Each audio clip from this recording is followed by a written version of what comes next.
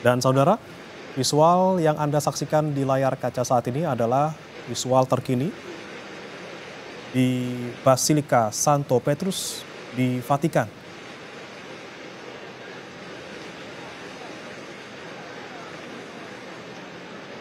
Disinilah saudara, di mana Paus Fransiskus saat perayaan Paskah kemarin, hari Minggu, menyampaikan pesan yang sangat dalam.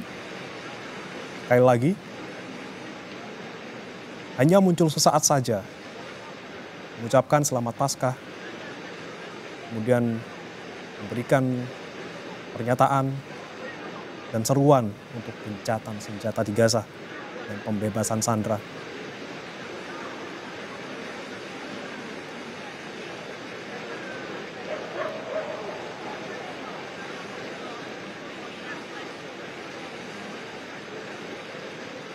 Dan saudara, memang ketika kemarin di Paskah, dokter menyarankan Paus untuk membatasi aktivitasnya, sehingga Paus Fransiskus tidak bisa memimpin misa Paskah di Vatikan.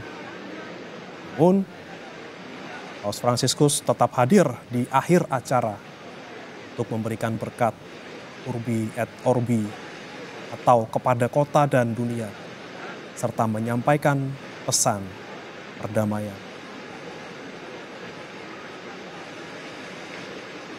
Paus Fransiskus saudara sempat dirawat selama 5 pekan akibat pneumonia yang hampir merenggut nyawanya waktu itu. Dan sebelum sempat dirawat selama 5 pekan, Paus Fransiskus berulang kali mengkritik operasi militer Israel di Gaza. Tepatnya pada Januari, saudara, Paus Fransiskus sempat menyebut kondisi kemanusiaan di wilayah Palestina sangat serius dan memalukan.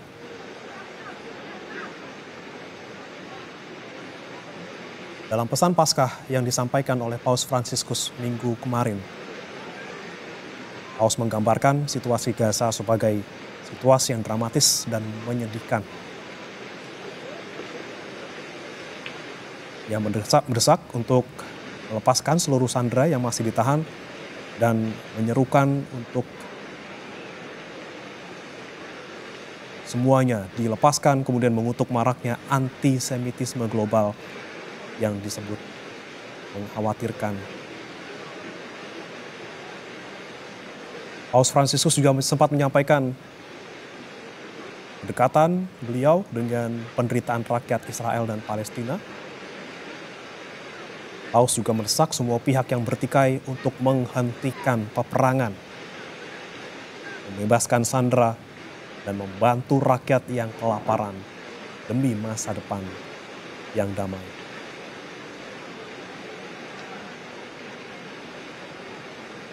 Dan saudara, visual yang Anda saksikan saat ini di layar kaca Anda, sebelah kanan ini adalah situasi terkini di Vatikan. Dan sebelah kiri ini adalah dokumentasi saat Paus Fransiskus berkunjung ke Indonesia pada bulan September 2024. Kunjungan Paus Fransiskus ke Indonesia tahun lalu, saudara, menjadi momen yang sangat besar tentunya bagi umat Katolik yang ada di Indonesia.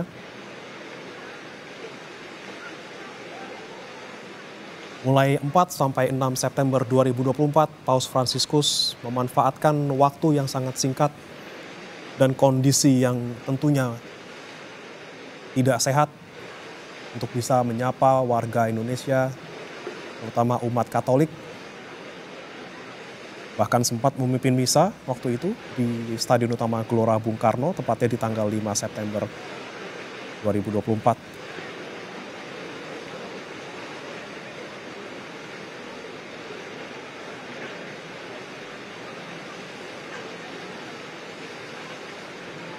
Sekali lagi saudara, informasi wafatnya Paus Fransiskus disampaikan tadi sekitar pukul 7:35 pagi, Senin, waktu setempat.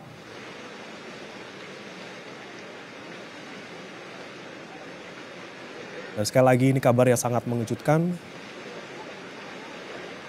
di mana Paus Fransiskus sempat menyapa umat Katolik di Vatikan kemarin saat perayaan Minggu Paskah.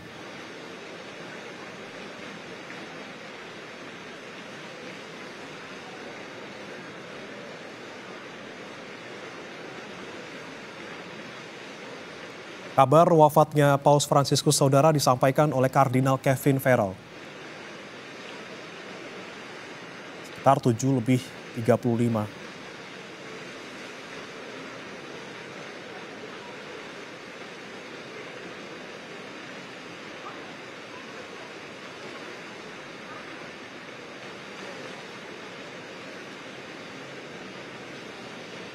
Paus Fransiskus sebelum berpulang, saudara, sempat dirawat selama 5 pekan lamanya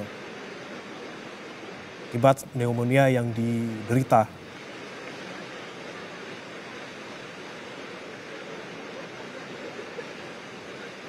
Dan tentunya wafatnya Paus Fransiskus tidak hanya dirasakan oleh umat Katolik yang ada di Vatikan, namun tentunya seluruh umat Katolik yang ada di penjuru dunia, terutama juga Indonesia, karena Indonesia juga sempat menjadi salah satu negara yang dikunjungi oleh Paus Fransiskus tahun lalu.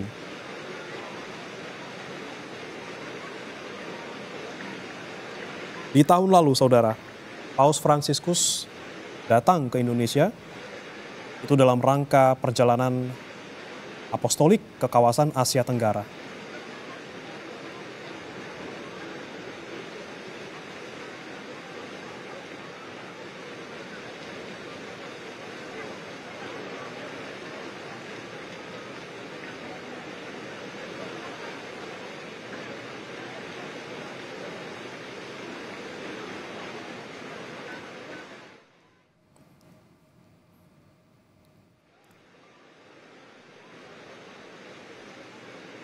Dan saudara, saat ini kita telah terhubung melalui sambungan telepon dengan Laurentius Sutadi, Vikjen Kuskupan Ketapang.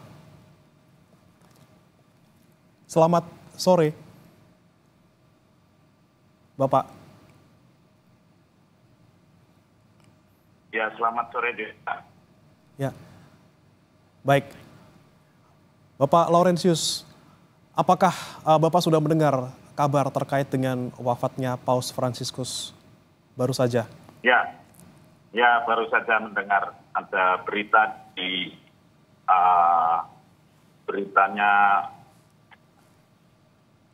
Vatikan, Kepausan resmi memberitakan wafatnya Paus Fransiskus.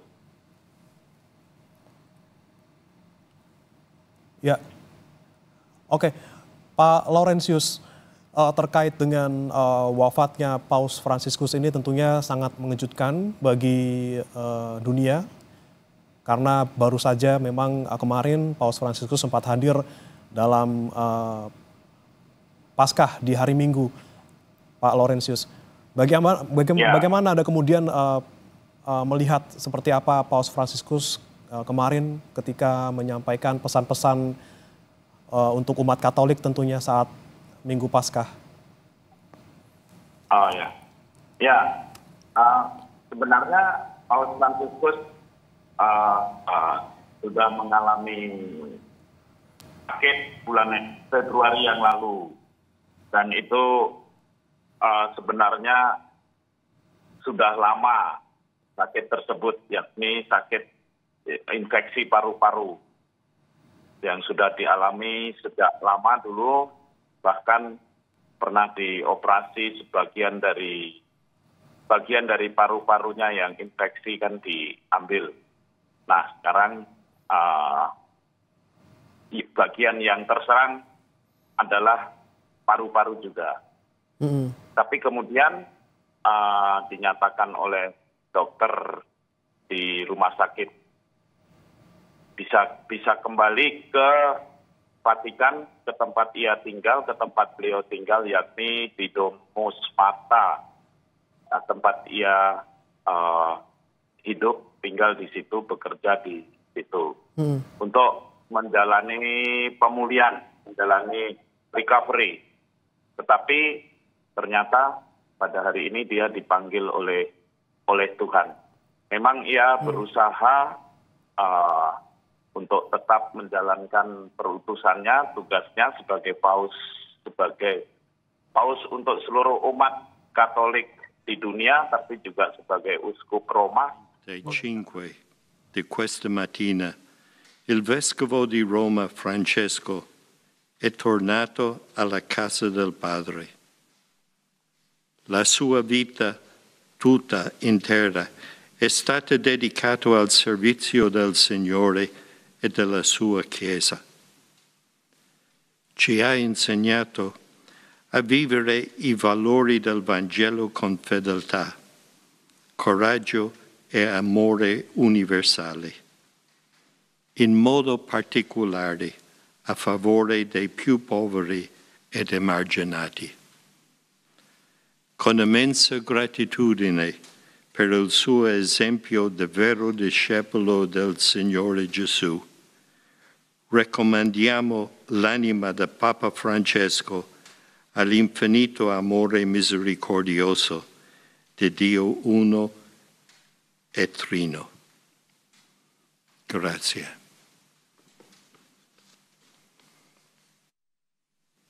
Pak Laurentius, baru saja kita tadi dengarkan bersama konferensi pers dari Vatikan.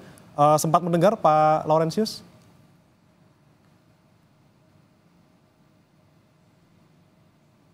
Baik, Pak Laurentius masih bisa mendengar suara kami, Pak? Ya, baik, saudara, kami masih akan memperbaiki sambungan kami bersama dengan Pak Laurentius.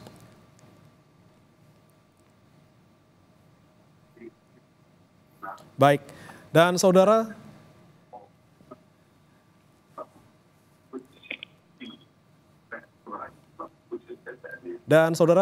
kita kini akan langsung terhubung bersama Pak Trias Kuncahyono. Selamat pagi, maksud kami selamat sore, Pak Trias. Selamat pagi. Baik, waktu Vatikan selamat pagi, Pak Trias ya. Pak Trias, terkait dengan kabar wafatnya Paus Fransiskus, informasi terkini apa Pak yang bisa disampaikan ke kami Pak? Ya, selamat siang Mas. Ya. Memang sudah tersiar di berbagai macam media Mas, semua TV internasional sudah memberitakan tentang wafatnya Paus Fransiskus. Jadi Paus Fransiskus wafat tadi pagi pukul 07.35 Mas. Jadi sudah ada berapa? 3 jam yang lalu ya. 3 jam lalu 07.35 dan sampai sekarang kami tadi dapat informasi beberapa saat yang lalu tentang wafatnya Paus Fransiskus. Tentang hal-hal yang lain tentu masih menunggu informasi yang lebih langsung dari pihak Tata Suci. Ya. Tapi untuk tahapan ataupun prosesi berikutnya, Pak Trias, ini apakah langsung ada pemakaman seperti itu, Pak? Tidak, pasti ada waktu berapa hari lagi gitu. Itu tidak ada ketentuannya Mas, ketentuannya yang tentang kapan dimakamkan dan sebagainya itu. Ada ketentuannya semuanya yang mesti kita pelajari bagaimana biasanya pihak Vatikan akan mengeluarkan ketentuan itu. Oke. Ya. Mungkin kalau bisa dijelaskan ke kami Pak Trias terkait dengan mekanisme ataupun prosesi-prosesi yang sekiranya nanti akan dilakukan setelah hari ini Paus Fransiskus wafat, apa saja Pak yang akan dilalui seperti itu? Nah, tentu yang pertama kan pemakaman ya, ada prosesi, ada penghormatan misa dan sebagainya, pemakaman dan sebagainya, pemakaman untuk pemilihan paus yang baru. Tapi semuanya ada prosedurnya yang harus ditaati, yang yang sudah ada ketentuannya itu yang mesti harus kita lihat dulu seperti apa. Setiap kali kan berubah-ubah, Mas. Oke, tadi baru saja Pak Trias kami saksikan langsung, tadi ada konferensi pers langsung dari Vatikan. Apa sempat melihatnya juga Pak Trias? Saya kurang ikuti, Mas, karena ada banyak banget ini. Orang pada masuk mau cari konfirmasi. Oke, baik. Terkait pemakaman, Pak Trias, untuk siapa saja yang boleh hadir ataupun bagaimana kemudian mekanisme di sana, apakah seluruh umat Katolik boleh hadir? Seperti apa biasanya yang dilakukan? Misalnya kalau berangkat dari pengalaman yang sudah memang semua orang boleh hadir kan, semua orang boleh sekarang melayat kan, semua orang boleh melayat. Itu kan biasa melayat, biasanya ya di lapangan Santo Petrus sana. Ya, biasa akan seperti yang kita lihat pemakaman Paus Yohanes Paulus II, Paus Benediktus dan sebagainya itu kan semua terjadi dan semua umat, siapapun yang ingin melayatkan diperbolehkan ya. Dan memang yang masuk ke dalam ke Vatikan itu yang ada pilihan. Tapi kalau masyarakat umum, umat biasanya juga boleh melayat di lapangan Santo Petrus. Oke, Pak Trias, ini kami juga dapatkan informasi bahwa kemungkinan nanti pemakaman paus ini tidak dilakukan secara rumit seperti paus-paus sebelumnya, dan dikabarkan juga akan ada beberapa tradisi-tradisi yang dibatalkan. Kemudian ada juga informasi yang menyebutkan Paus Fransiskus ini menjadi paus pertama yang dalam lebih dari 1 abad ini dimakamkan di luar Vatikan. Kalau dari informasi di sana seperti apa Pak Trias? Ya itu tadi yang awal mula saya sampaikan, kita mesti menunggu penjelasan langsung informasi yang dari pihak Tata Suci. Karena Paus menginginkan, pada waktu itu menginginkan banyak perubahan yang tadi yang seperti Anda sampaikan, penyederhanaan dalam pemakaman. Itu memang iya, dan harus kita lihat lagi bagaimana nanti seperti apa penyederhanaan itu ya, kita kan belum tahu sepenuhnya, sehingga memang tadi seperti saya sampaikan mesti menunggu informasi yang lebih detail dan lebih jelas dari pihak Tata Suci. Dan memang Paus sendiri sudah menyatakan beberapa waktu yang lalu tidak ingin dimakamkan di makam bawah Basilika Santo Petrus, tapi Paus menginginkan untuk dimakamkan di Basilika Maria Maggiore, juga ada di Roma ya. Di situ ada jumlah paus yang ada juga 7 paus yang ada dimakamkan di situ. Oke, Pak. Jadi ini memang tadi Anda sampaikan sejak mungkin 1 abad terakhir ini memang paus yang pertama yang dimakamkan di luar Basilika Vatikan. Itu memang tinggal paus tadi saya sampaikan untuk dimakamkan di Basilika Santa Maria Maggiore. Baik. Pak Trias, tentunya kabar ini sangat mengejutkan karena baru kemarin Paus hadir langsung di Misa Paskah di Vatikan. Nah, terkait dengan kemarin Pak Trias, ketika mungkin Anda juga sempat menyaksikan di sana, bagaimana sebenarnya kondisi Paus Fransiskus di hari Paskah minggu kemarin, Pak? Ya, Mas, memang puji Tuhan saya kemarin ada di Vatikan juga, jadi menyaksikan bagaimana Paus memberikan berkat Urbi et Orbi yang terakhir, ternyata yang terakhir ya, memberikan berkat bagi kota dan dunia yang selalu diberikan pada Natal dan Paskah. Dan pada waktu itu memang begitu banyak orang yang sangat mengharapkan bahwa pada kemarin itu Paus hadir berikan berkat, karena setelah lebih dari sebulan sakit dan orang menunggu-nunggu kemunculannya, dan ternyata benar kemarin Paus hadir dan memberikan tadi saya sampaikan berkat Urbi et Orbi, berkat kota dan dunia dari balkon Basilika Santo Petrus di Vatikan. Tapi tidak seperti biasanya, Paus tidak berpidato atau menyampaikan homili, menyampaikan khotbah, memberikan pesan-pesan Paskah seperti sebelum-sebelumnya. Pesannya dibacakan oleh seorang uskup agung di situ. Jadi Paus duduk di sampingnya dengan kondisi yang memang habis sakit. Dan kemudian Paus pada mulanya Paus hanya menyapa pendek selamat Paskah, gitu. Hanya menyapa pendek selamat Paskah, saudara-saudara sekalian, umat beriman, gitu. Kemudian disampaikan, dilanjutkan dengan pembacaannya yang pesan-pesan beliau dibacakan oleh seorang uskup. Setelah itu biasanya Paus memberikan berkat, dan Paus juga hanya berkata pendek sekali sebelum memberikan berkat, langsung memberikan berkat pada umat tanpa ada prolog dan sebagainya. Setelah itu, dan kemudian ketika yang masa ada di bawah bertepuk tangan dan meneriakkan kata dia, nama dia, itu kemudian Paus mengundurkan diri. Tetapi pada waktu itu, lain dari biasanya, umat yang ada di lapangan Santo Petrus tidak langsung bubar, masih ada di situ, semua menunggu.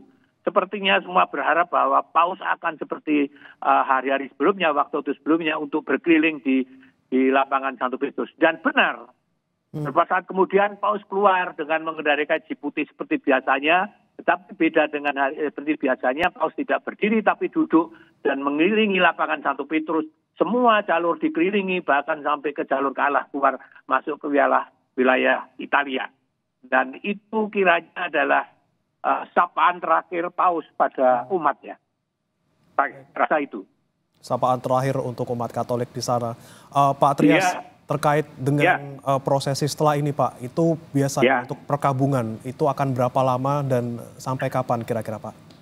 Mas, saya masih belum tahu persis, Mas, karena masih menunggu informasi resmi dari pihak Tata Suci. Ya, karena itu mereka yang akan menentukan selanjutnya, Mas. Nanti bisa dikontak lagi. Baik. Pak Trias, ini kan kemarin juga Paus Fransiskus juga sempat menyampaikan pesan yang cukup mendalam terkait dengan perdamaian di dunia, terutama di wilayah Gaza. Bagaimana kemudian Pak Trias menyikapinya, Pak, terkait dengan pesan ini? Ini pesan terakhir juga sebelum Paus berpulang, seperti itu. Memang seperti biasanya ketika memberikan berkat et urbi et orbi, itu Paus selalu menyampaikan pidatonya, khotbahnya, dan itu selalu bicara tentang perdamaian dan moral. Yang disorotan kemarin memang konflik di Timur Tengah, di Gaza, Palestina, di Gaza, kemudian di Ukraina, dan sebelah negara di Afrika. Itu yang menjadi concern Paus selama ini. Karena kita tahu itu, Paus sangat concern terhadap perdamaian, dan itulah misi utamanya, mengupayakan perdamaian dunia. Kita tidak habis-habis terus selalu meneriakkan, mengimbu, mendorong semua pihak untuk berdamai. Seperti yang sekarang terjadi di Timur Tengah, kemudian di Ukraina. Paus di Ukraina juga terus berkali mengutus Kardinal Parolin dan yang lainnya. Di Timur Tengah juga demikian. Kemarin juga bicara soal itu, bicara soal umat Katolik di Gaza, menyerukan perdamaian. Kita tahu bahwa setelah serangan 7 Oktober yang tahun lalu, itu yang pemimpin pertama yang pertama kali menyerukan senjata-senjata adalah Paus. Paus yang menyerukan senjata-senjata dan terus kemudian juga mengecam serangan itu. Dan saya kira itu menjadi concern utama Paus untuk mengupayakan perdamaian. Itu, Mas. Pesan-pesan perdamaian terus disampaikan oleh Paus semasa hidupnya ya, Pak Trias ya. Pak Trias. Iya, Mas. Mas. Itu memang misi beliau untuk membawa perdamaian dunia, Mas. Sesuai dengan namanya Francis Assisi, ya kan, membawa perdamaian dunia. Kita tahu kisahnya. Ya, Mas. Baik, Pak Trias, tentunya dengan berpulangnya Paus Fransiskus harus ada paus yang akan dipilih selanjutnya seperti itu. Nah, terkait dengan pemilihan paus seperti itu, Pak Trias, bagaimana yang biasa dilakukan sebelumnya ketika ada paus yang mengundurkan diri ataupun meninggal dunia, dan ketika pemilihan tersebut apakah dari perwakilan Indonesia nanti juga akan turut hadir seperti itu, Pak? Jadi setiap namanya sidewatakan kursi itu kosong, entah itu paus meninggal dunia atau mengundurkan diri seperti Paus Benediktus XVI yang lain, tentu kemudian akan dipilih seorang pemimpin umat Katolik yang baru, seorang paus baru, seorang paus Eropa yang baru. Jadi itu prosedurnya sudah ada jelas, itu kan ada aturan hukumnya dan sebagainya. Tapi tentu saya tidak hafal. Ya, ada aturan hukumnya, ada sebagainya. Yang saya tahu yang berhak untuk memilih dan dipilih adalah para kardinal di seluruh dunia yang umurnya di bawah 80 tahun. Jadi yang punya hak pilih dan dipilih adalah semua kardinal yang umurnya di bawah 80 tahun. Jadi kan umurnya sudah 81, lebih dari 80 tentu tidak punya hak untuk pilih dan dipilih. Jadi kalau dikatakan apakah Indonesia punya seorang kardinal. Ada 2 kardinal, satu Kardinal Darmoatmojo dan kemudian Kardinal Kardinal Ignatius Suharyo, ya ada Kardinal Suharyo dan Darmoatmojo. Tapi kita tahu bahwa Kardinal Darmoatmojo sudah lebih dari 80 dan Kardinal Ignatius Suharyo masih tahun ini kalau nggak salah 75 tahun. Jadi Kardinal Ignatius Suharyo tentu punya hak pilih dan dipilih. Ya, apakah Kardinal Suharyo akan berangkat ikut konsili untuk konklav? Saya tidak tahu. Itu yang tahu Anda bisa tanya kepada Kardinal Suharyo. Oke, berarti belum ada kabar ya Pak ya, Kardinal Suharyo akan ke Vatikan Pak? Belum. Silakan Anda Kompas TV bertanya kepada Kardinal Suharyo. Saya belum kontak pada Kardinal Suharyo. Jadi beliau apakah akan hadir atau tidak. Tapi seperti disampaikan, semua kardinal di seluruh dunia yang berusia di bawah 80 tahun berhak memilih dan dipilih dalam konklav dan pemilihan paus. Itu kan. Baik. Pak Trias, mungkin kita juga masih membicarakan terkait dengan mungkin siapa yang selanjutnya akan menjadi paus setelah Paus Fransiskus. Nah, biasanya ketika ada paus yang berpulang ataupun mengundurkan diri, siapa kandidat kuat yang sekiranya akan menjadi paus berikutnya dari sekian banyak mungkin kandidat yang ada di sana, Pak? Wah, kalau beda Mas, kita tidak seperti pemilihan presiden Mas. Jadi siapa yang kuat, siapa yang lemah, tidak ada. Semua punya potensi untuk jadi paus. Jadi, semua punya potensi dan dikatakan bahwa paus, istilahnya papabili, semua ada berpeluang jadi paus. Memang kemudian media biasanya memberitakan siapa yang berpeluang dan sebagainya, itu analisa yang beredar. Yang kalau saya katakan siapa yang kuat, saya tidak tahu Mas. Iya. Tentunya itu nanti akan tergantung di sana ya Pak ya, di Basilika. Iya. Karena semua punya, tadi saya sampaikan semua hak pilih dan dipilih ya. Maka saya sampaikan sangat berbeda dengan pemilihan pemimpin negara ya, pemimpin negara yang umum dimanapun berada. Ini berbeda sekali dengan yang ada di pemilihan seorang paus karena dia pemimpin agama, ada suci dan sangat berbeda. Ya, dan ini prosedurnya berbeda, cara milih berbeda, tidak ada kampanye, tidak ada yang dikampanyekan, tidak ada yang mengkampanyekan diri, tidak ada yang mencalonkan, tidak ada yang dicalonkan, itu prosedur seperti itu. Oke. Kira-kira seperti itu, Mas. Baik. Pak Trias, kita kenang kembali sosok Paus Fransiskus yang kita kenal sangat humble, sangat merakyat seperti itu ya, menggait semua pihak seperti itu. Kemudian Anda juga sempat menulis buku Francis, Pope for the People. Nah, apa saja yang kemudian Anda torehkan dalam buku tersebut terkait sosok Paus Fransiskus, Pak Trias? Ya, saya menulis buku itu, Francis Pope for the People, ketika September lalu ketika Paus melakukan perjalanan kunjungan Aspuli ke Indonesia. Saya dengan menulis buku itu ingin memperkenalkan lebih jauh tentang Paus Fransiskus, seorang paus yang pertama dari Amerika Latin, pertama seorang Yesuit, pertama bernama Francisco dan pandangan-pandang hidupnya dan kemudian misinya dan sebagainya. Ini yang ingin saya perkenalkan bagaimana seorang paus yang begitu sederhana. Anda dan kita masyarakat Indonesia menyaksikan bagaimana ketika paus berada di Indonesia dengan mobil yang sangat sederhana, dan mudah menjadi bahan pembicaraan banyak orang, dan kemudian yang juga viral jamnya yang sangat sederhana. Dan kemudian sangat mudah ditemui banyak orang. Itu yang sosok seorang paus yang sangat sederhana, dan itu sudah ia lakukan sejak dia jauh pada waktu menjadi uskup di Argentina sana, di Buenos Aires. Jadi bukan sesuatu yang baru bagi seorang Fransiskus untuk menjalankan hidup sederhana. Dan itu yang ingin saya sampaikan pada masyarakat banyak. Termasuk juga ajaran-ajarannya, pandangan lainnya, dan bagaimana kenapa dia milih nama Fransiskus dan sebagainya. Itu yang saya uraikan dalam buku Paus Fransiskus. Saya rasa buku itu cukup menurut hemat saya sebagai penulis cukup memberikan gambaran tentang Paus Fransiskus untuk sekedar mengenal lebih dekat Paus Fransiskus yang hari ini tadi jam 07.35 waktu Roma kembali ke hadapan Tuhan. Oke, ya Pak Trias, tentunya juga apa yang ditorehkan Anda dalam buku tentunya juga tercermin ketika Paus Fransiskus September tahun lalu juga datang ke Indonesia. Kita melihat bagaimana seorang paus menggait umat Katolik, baik itu umat Katolik maupun warga Jakarta pada umumnya kemudian berkunjung ke Masjid Istiqlal seperti itu. Nah, Anda melihat kunjungan Paus tahun lalu ke Indonesia, seberapa besar sosok seorang Paus Fransiskus berdampak untuk masyarakat Indonesia, Pak Rias? Saya rasa ini kunjungan yang sangat bersejarah, karena kalau masyarakat Indonesia tidak hanya umat Katolik, tapi masyarakat Indonesia secara umum itu kan sudah begitu kita saksikan bagaimana sangat mengaguminya, dan ini penungguan 35 tahun. Jadi setelah Yohanes Paulus II, kemudian Paus Fransiskus menunggu 35 tahun. Akhirnya Paus datang ke Indonesia, berkunjung Indonesia. Kita melihat ini menjadi sangat bersejarah dan disampaikan.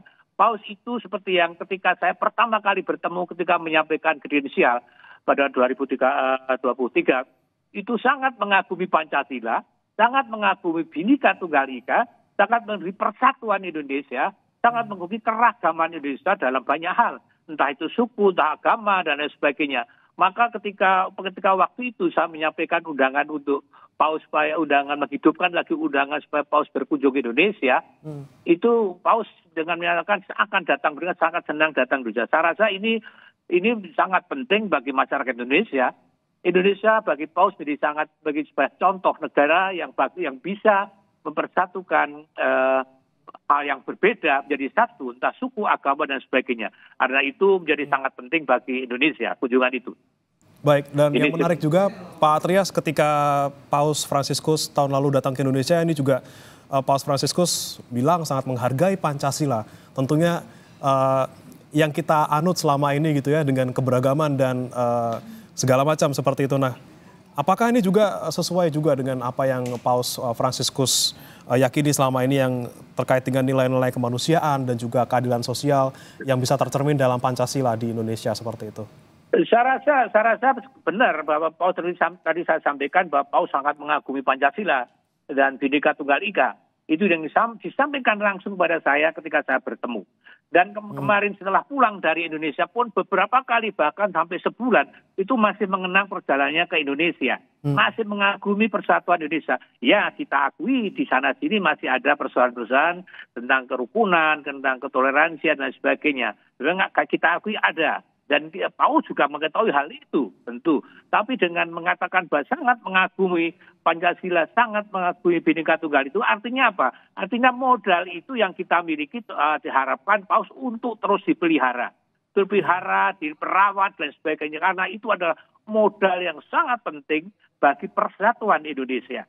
Jadi kalau Paus sangat mengagumi dan memuji, adalah sebuah dorongan pada kita, semangat bagi kita untuk terus merawat, untuk terus merawat dan merawat itu dan memelihara itu kesatuan itu. Tadi saya sampaikan di sana sini memang harus kita akui ada kekurangan, ada bentrokan kecil-kecil, ada ketidakrukunan. Tapi secara umum kita lihat masyarakat Indonesia adalah masyarakat yang sangat rukun, sangat ramah. Kita lihat ketika Paus datang ke Indonesia, bagaimana masyarakat umum, tidak hanya umat Katolik saja, tidak umat Kristen saja, yang berusaha untuk mendekati beliau, untuk menyapa beliau, untuk menyentuh beliau, dan beliau juga menanggapi dengan penuh kasih, dengan sukacita.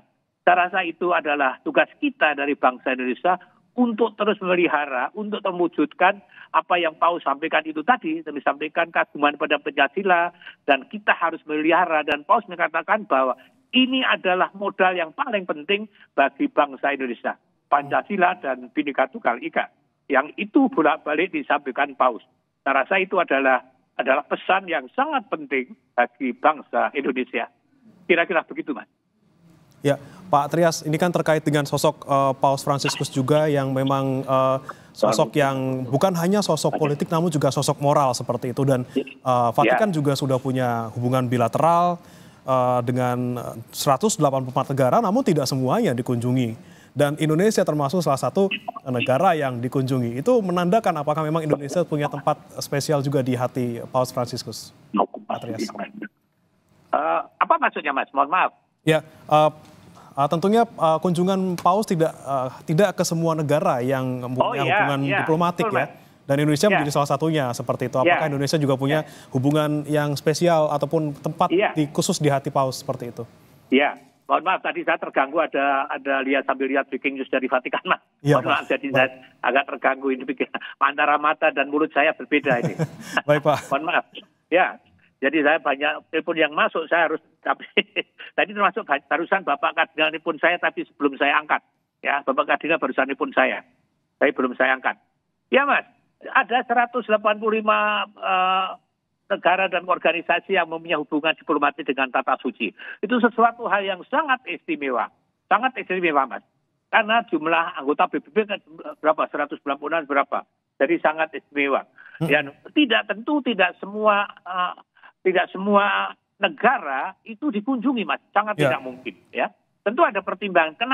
Kenapa Indonesia? Itu pertanyaan yang disampaikan sejumlah duta besar, rekan sahabat kami, dekat saya ketika Indonesia, ketika Paus memutuskan untuk berkunjung Indonesia. Antara lain duta besar Australia bertanya, kenapa Indonesia? Kenapa? Banyak duta besar yang bertanya, kenapa Indonesia? Kenapa? Itu pertanyaan yang why dan why itu yang akan muncul ketika itu. Dan saya katakan, ya kalau Anda tanya mengapa, yang paling tahu adalah Paus Fransiskus.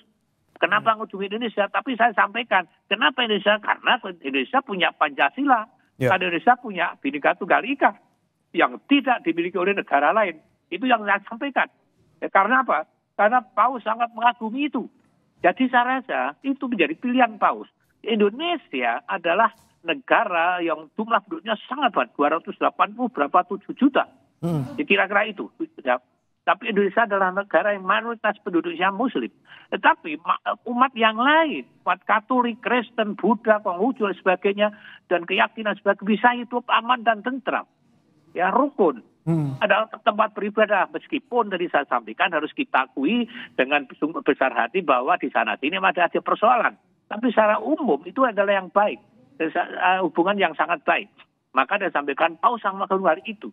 Ya, kemudian kenapa Indonesia? Saya rasa itu menjadi pertimbangan Paus juga. Ya, selain itu juga Indonesia itu memberikan sumbangan yang sangat besar dalam misalnya dalam pengiriman misionaris di seluruh dunia.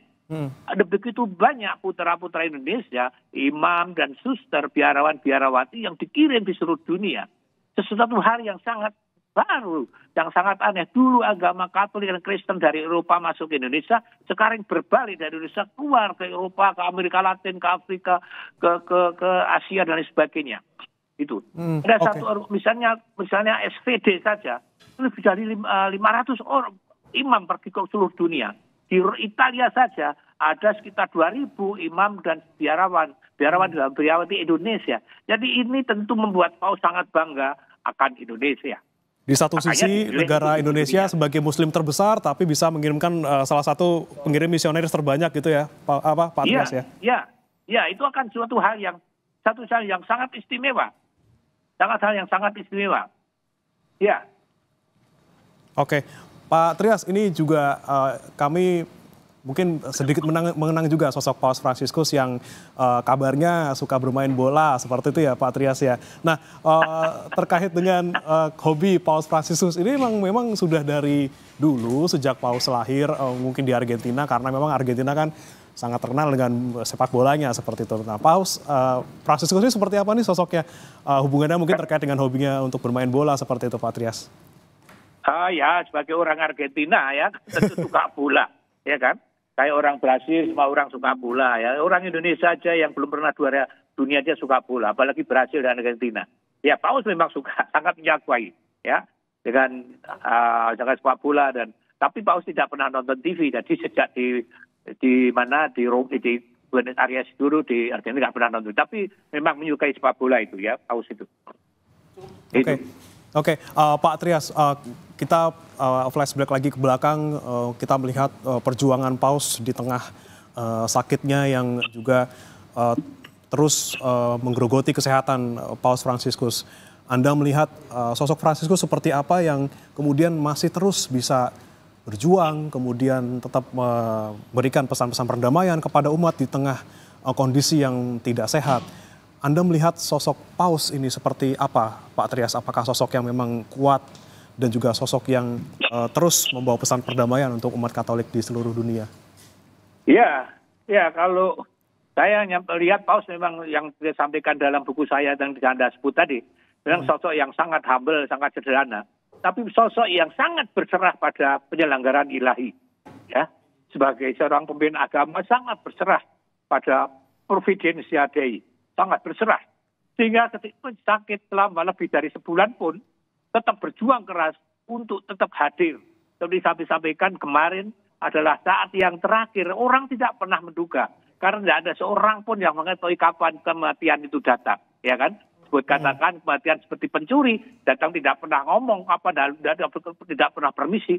Kemarin ketika menyapa umatnya di lapangan 1 Petrus, tidak seorang pun menduga bahwa pada hari ini, sehari setelah Paus menyapa umatnya yang terakhir, kembali pulang ke hadapan Bapak.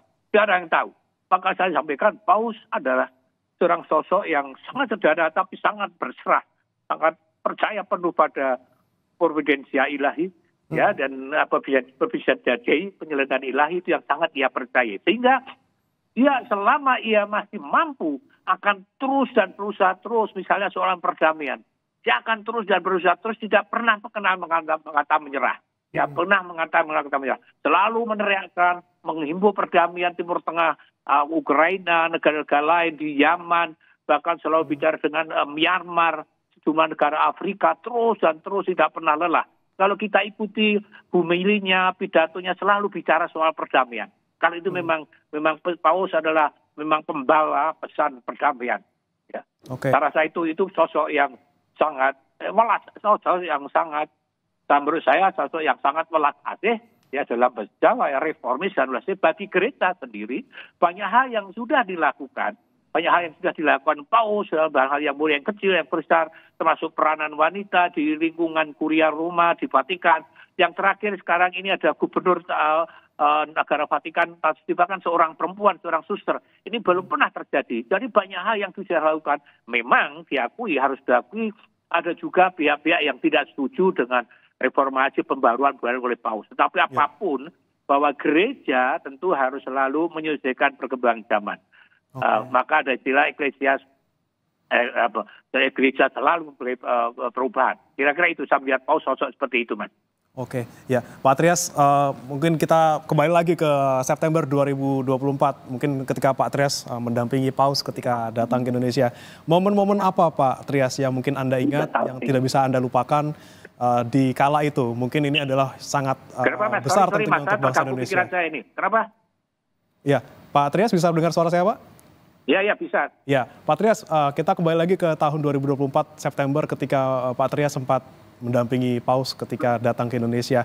Momen apa yang paling Anda ingat, Pak Trias, terkait dengan sosok Paus Fransiskus?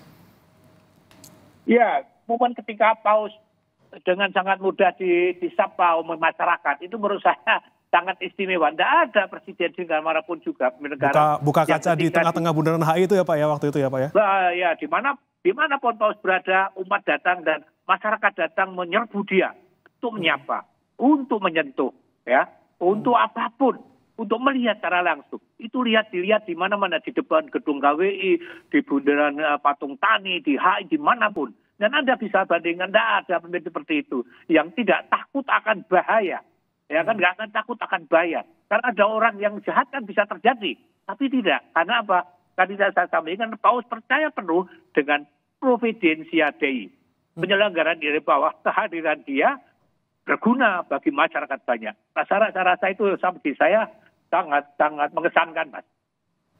Oke, momen ketika Paus Fransiskus waktu itu dicium kepalanya oleh Menteri Agama kita juga waktu itu, Pak, itu sangat menyentuh ya, Pak.